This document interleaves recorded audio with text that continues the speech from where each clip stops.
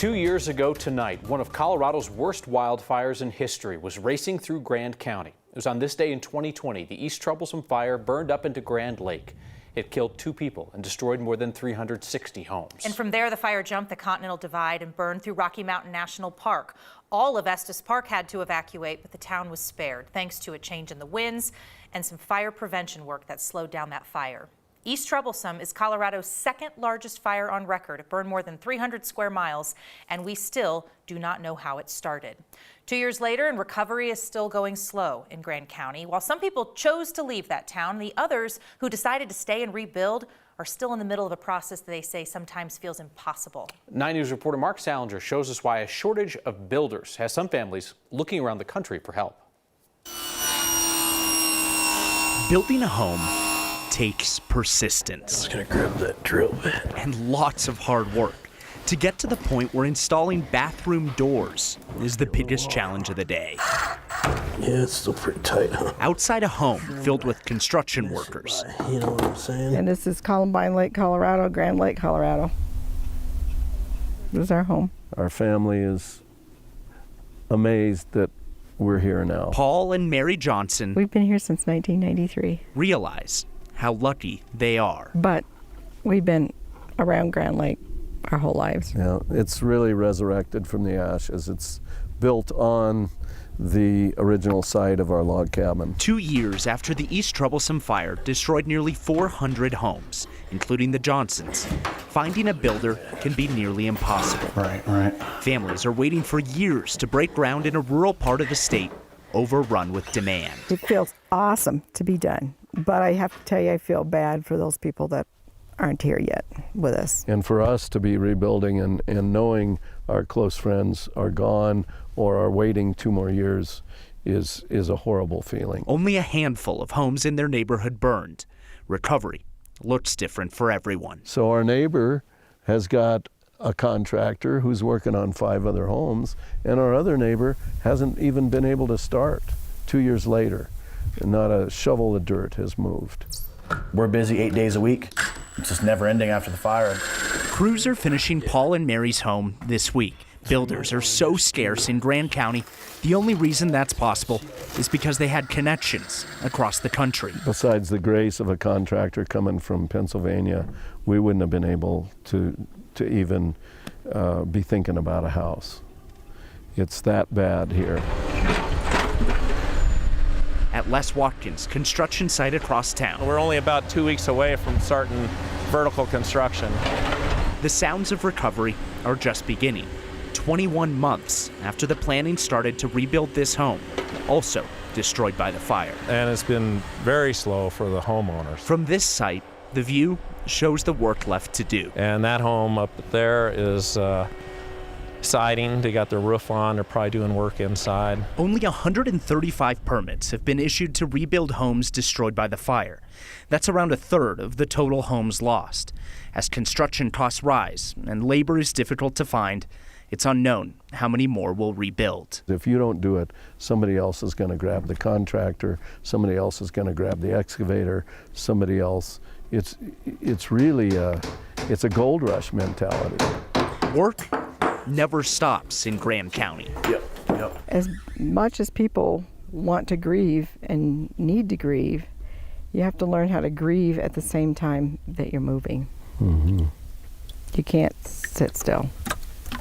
Eventually, persistence pays off as burned land starts to look like home again. It would be heaven on earth to say, this is our house.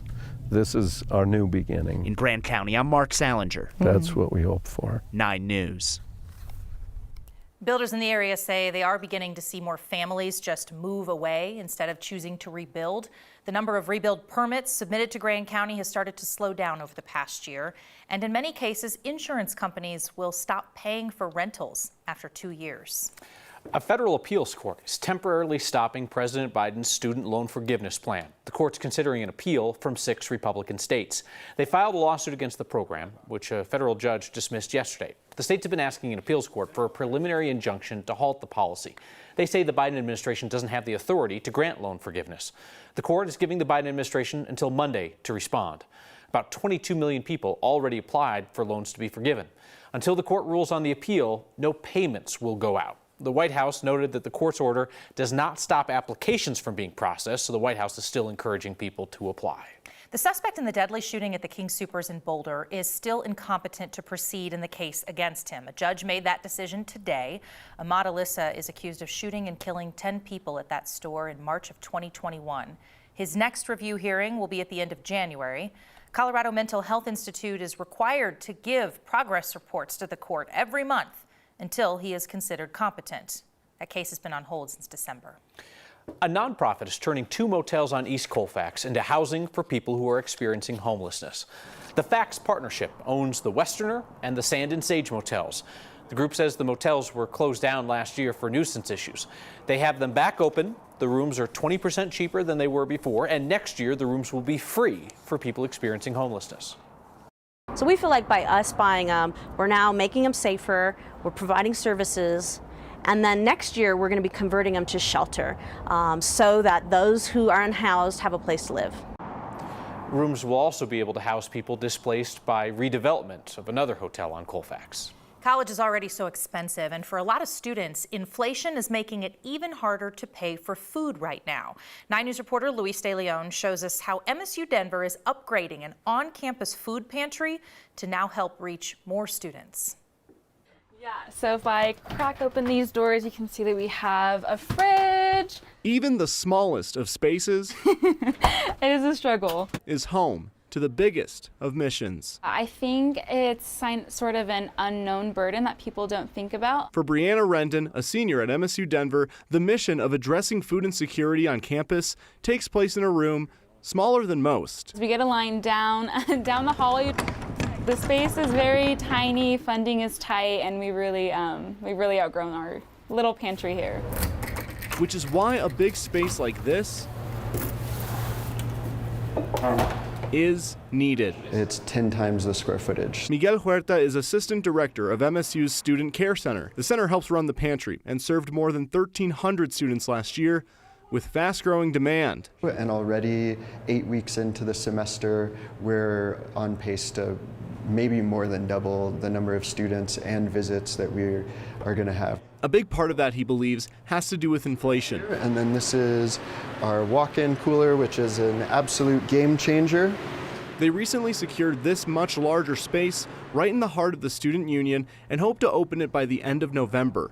He thinks it'll help meet the call. Beans, tomato sauce so that you can make spaghetti. Hoping to also help break a stigma. We're seeing, folks that may have additional challenges or barriers to their education that the traditional stereotypical college student didn't have, and we want to rise to that occasion and offer them what they need to be successful. For 9 News, I'm Luis De Leon. The pantry runs mainly on donations and grants, and the only requirement to use it is if you are a registered student at the university. In just a few weeks, voters in Englewood will be deciding whether or not to help the city pay for an alternative policing program through a tax.